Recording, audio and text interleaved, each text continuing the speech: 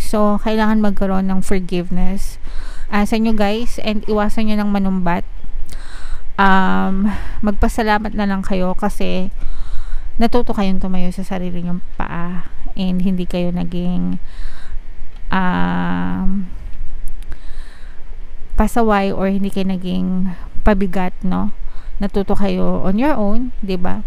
And kumbaga may parte rin yung mga nanlait sa'yo or yung mga hindi tumulong sa'yo in the past kasi kung ganon, 'di ba? Kumbaga parang dahil sa kanila natuto ka maging independent. So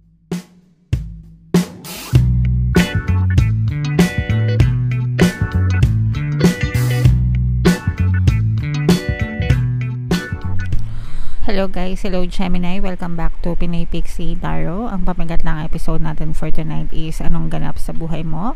Another timeless reading para sa Gemini, Sun, Moon, Rising, Sign, and Venus. General reading lang mga kapiksi, pwede mag-resonate, pwedeng hindi. Combination ng positive and negative energy guys. Unahin natin tong deck na to guys, tingnan natin yung mga mensahe sa inyo ng inyong mga gabay mga kapiksi. So, meron tayong The Garden and the Gate in reverse. Archangel Ariel in upright mga kapiksi. And meron din tayong Archangel Chamuel guys in upright. So nakikita natin guys no na parang heightened, very heightened yung energy level nyo mga kapiksi. Ibig sabihin parang punong-puno kayo ng creativity, yung naiisip nyo, very high vibes kayo, very highly motivated kayo mga kapiksi doon sa mga bagay na gusto nyong gawin. And parang with this The Garden and the Gate na in reverse, ibig sabihin nito guys, ready na kayong lumabas ng inyong comfort zone, ready na kayong sumubok nitong mga bagong bagay na to kasi ang daming tumatakbo sa mga isip nyo, mga bright ideas, mga parang na-experience nyo ba to guys, yung tipong matutulog na lang kayo sa gabi pero hindi kayo makatulog kahit nakapikit na kayo kasi yung isip nyo ang daming tinatakbo, no? Parang ang dami yung nai-imagine, ang dami yung naiisip, ang dami yung gustong gawin, ganyan. So yun yung nagpapamotivate sa inyo mga kapiksi, no? And then parang yun yung starting point mga kapiksi. And then parang right now nandun kayo sa stage ng buhay nyo na gusto nyo nang gawin, no? Kumbaga hindi lang sa isip nyo kundi gusto nyo na siyang mangyari sa totoong buhay. Gusto nyo nang kumilos, gusto nyo nang gawin kung ano man yung mga nai-imagine nyo lang dati mga kapiksi. Okay, so habang meron pa kayong panahon, meron pa kayong pagkakataon guys, samantalahin nyo lang, especially pag mataas yung energy level nyo. Yun talaga yung the best time para sa inyo para kumilos mga kapiksi, and huwag kayong matakot na lumabas ng inyong comfort zone. The universe has your back mga kapiksi. Just take one step at a time, no? Huwag yung biglaan, kumbaga unti-unti inyo, just test the waters mga kapiksi, and magagamay nyo din yan. Alright? Comment down below Gemini if feeling nyo naka-resonate kayo dyan mga kapiksi.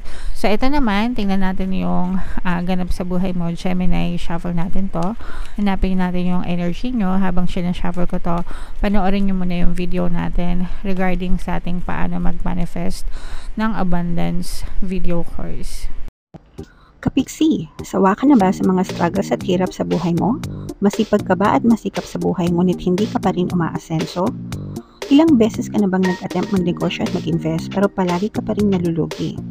Sa pagkakataon na ito ay maaaring may subconscious beliefs ka na nagiging balakid sa iyong pag-unlad at pagyaman. Introducing, paano mag-manifest ng abundance video course. Dito ay matututunan mong ma-overcome ang mga balakid mo para tuluyan ka ng umunlad, umasenso, sumagana, maging matagumpay, successful at maswerte sa iyong kabuhayan, pera, trabaho, negosyo, salapi at kaperahan ng bonggang-bongga. Dali, mag-send na ng email sa pinoypixietarot@gmail.com at simulan na ang iyong pagyaman ngayon. Alright, so sabay-sabay tayo magpayaman ngayon 2024 mga kapiksi. Mag-avail na kayo ng course guys kasi sobrang ganda talaga niyan. And good news mga kapiksi, dahil ngayong March, no, until March 31 guys, magbibigay ako ng one free pampaswerte subliminal sa lahat na mag-a-avail ng course mga kapiksi, kaya mag-avail na kayo. Yeah, and meron din tayong email coaching, manifest your desires using the law of attraction. If meron kayo mga specific na gusto nyong i-manifest guys, pwedeng love and relationship, pwedeng money or career, pwede kayo magpabook ng email coaching session with me. Mag-send lang kayo guys ng email sa pinoypixleytarot@gmail.com. Alright. So, Gemini guys, kayo ay represent ng King of Scrolls sa ating spread. At dito sa spread na to guys, ito yung ating recent past, itong nasa baba. Itong nasa gitna naman mga kapiksi, ito yung ating present circumstance, and yung nasa taas yung inyong possible future mga kapiksi. So, in your recent past guys, no, parang this is positive and negative at the same time. Negative siya kasi parang malungkot kayo mga kapiksi. Masaya ito guys kasi narating nyo yung tuktok ng tagumpay, naging successful kayo, okay? Pero naabot nyo to on your own, naabot nyo to na kayo lang mag-isa, naabot nyo to ng hindi kayo humihingi ng tulong sa ibang tao. Yung iba guys, parang feeling ko tinalikuran pa kayo ng mga times na nanghihingi kayo ng tulong sa mga kamag-anak nyo, kapamilya nyo, ganyan, or kaibigan nyo. And you were on your own mga kapiksi. So, yun yung sinasabi ko na positive and negative at the same time. Positive siya kasi maganda yung naging resulta para sa inyo. Natuto kayo maging independent, kinaya nyo mag-isa, nakatayo kayo mag-isa. Pero, negative siya because you felt alone, guys, no? Malungkot kayo, yung iba sa inyo. Parang yung struggle is real na hashtag. Yung sinasabi nilang struggle is real, totoo yun sa inyo guys, no? Totoo nag-struggle kayo, pero naging maganda naman yung resulta nun para sa inyo. So, even if mag-isa lang kayo, even if malungkot kayo, even if hindi nila kayo tinulungan, maganda naman yung naging bunga nun para sa inyo mga kapiksi. Yun nga lang, medyo nakakasama ng loob for some, kasi parang feeling nyo nga hindi na-appreciate ng mga tao yung ginagawa nyo, especially yung pamilya nyo. Parang ano lang sila guys, puro lang sila sa ginhawa, puro sa sarap lang. Pero pagdating sa hirap, parang kayo lang, hinahayaan lang nila kayo mag-isa. Sa inyong present circumstance mga kapiksi, nandito yung sobrang stress kayo. Kalat-kalat yung energy nyo right now, parang meron pa kayong nakakaaway. I'm sensing na parang yung sama ng loob nyo guys is lumalabas, no? Especially kung sa kamag-anak, kapamilya, ganyan, na parang ngayon na nakakaangat-angat na kayo, ngayon na meron na kayo, tsaka nila kayo nakikilala. Pero sabi ko nga guys, kasi naabot nyo yung narating nyo on your own, kaya parang nandun yung hinanakit sa loob nyo, nandun yung sama ng loob sa inyong dibdib. And parang feeling ko yung iba sa inyo para kayong sumasabog na bulkan.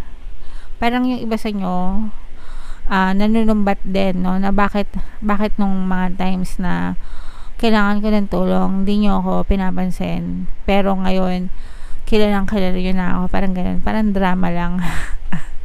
Parang pelikula lang mga kapiksi. Ngayon kilala nyo na ako, ganyan. So nandun yung hinanaing nyo mga kapiksi. And for some of you guys, no, medyo meron din kayong dinadamdam physically. Siguro dahil na rin sa stress mga kapiksi, no? At saka yung mga negative emotions nyo guys, sabi ko nga, palagi ko nga sinasabi na dapat inaalis nyo yung mga negative emotions nyo, mga galit, anger, hatred, resentment, ganyan, grudges, kasi hindi talaga siya maganda, hindi siya makakatulong sa inyo mga kapiksi. So alisin nyo yan, mga hinanakit sa puso nyo guys, kasi nakadagdag yan sa inyong mga sakit. Kung kayo may mga nararamdaman guys, no, magpa-check up kayo sa doktor kasi baka lumala. Yung iba sa inyong feeling ko I'm sensing depression, guys, no? Baka nagkakaroon kayo ng some kind of depression, mga kapiksi.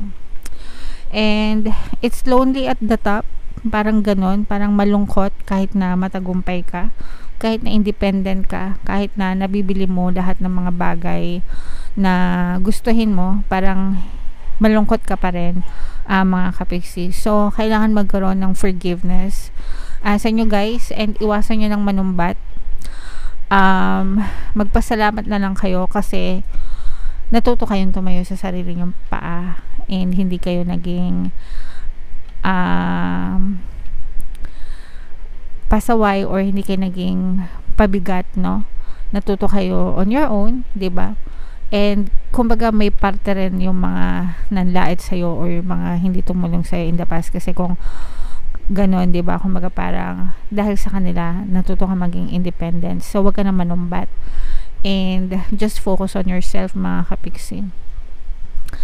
Kasi kahit na maging matagumpay ka, feeling ko yung iba may lungkot pa rin na nararamdaman. Aanhin mo naman yung kayamanan, 'di ba?